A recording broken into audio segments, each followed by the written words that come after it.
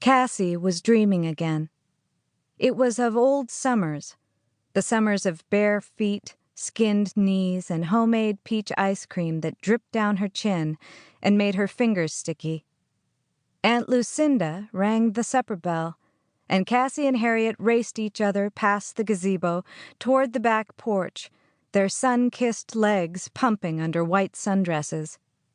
The jangling of the dream bell seemed so real, Cassie felt she could touch the cold brass and make it stop. Her fingers touched Andrew's arm instead, his skin warm under her hand, and she jerked awake, the smells of summer grass and Aunt Lucinda's lavender perfume lingering somewhere in the back of her mind. But the jangling continued, filling Cassie with dread. She held her breath, looking at the glowing numbers on her clock, and listened for the next ring of the telephone. Only bad news came at 3 a.m. Births and engagements were always announced in the bright light of day, but bad news came at night, as if the sun were already in mourning. Andrew stirred briefly, then rolled over away from her.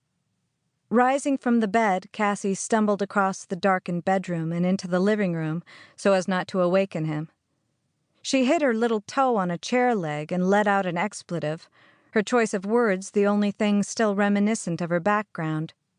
"Dang nabbit," she muttered, reaching for the phone and knocking it off the table.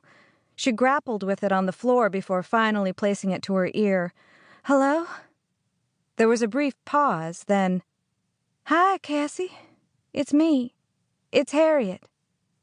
Cassie's blood stilled as she gripped the receiver tighter. "Harriet," she said, her voice sounding strained and unsure to her ears. "How are you?" The words were so inadequate and stupid that she wanted to bite them back as soon as they left her mouth. It was 3 a.m. Her estranged sister was calling after nearly 15 years of silence, and she was asking about how she was in the same kind of voice in which she would ask a coworker if she liked sugar in her coffee. "It's Daddy. He's dying." A siren screamed outside in the dark beyond Cassie's window. She reached across the table and flipped on a lamp. "What happened?" The brilliant cut diamond in an antique platinum setting on her left hand sparkled in the dim light. Andrew came and sat next to her, his forehead creased with a question. Cassie put her hand over the receiver and mouthed, "My sister." "Hang on a second." Harriet's phone clunked as the sound of a baby's crying trickled through the line. It must be Amanda, Harriet's new baby. Cassie knew each child from pictures her father sent. There were 5 of them, spread evenly over 15 years of marriage. Each birth announcement from her father had opened the old wounds, scraping away the scabs, making Cassie bleed again. Harriet came back. "I'm sorry, the baby's been fussy all day." Cassie swallowed. "What's wrong with Daddy?" Harriet sounded as if she'd been crying. "He's had a heart attack.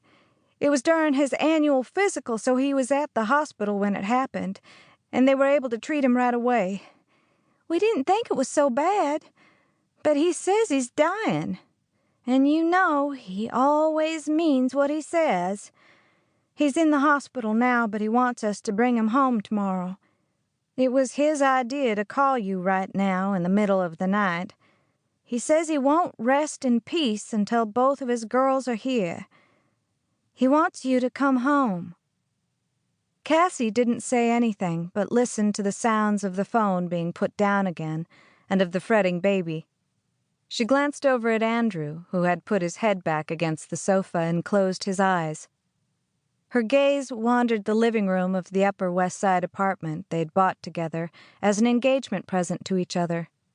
Nothing in the cool, crisp space, with its black and white checkerboard of color and harsh angles, resembled the old house in which she'd grown up. The house with porch swings, ancient oaks, and screen doors. Just as the woman she had become no longer resembled the girl of 20 who had left the small town of Walton, Georgia, 15 years before without a backward glance.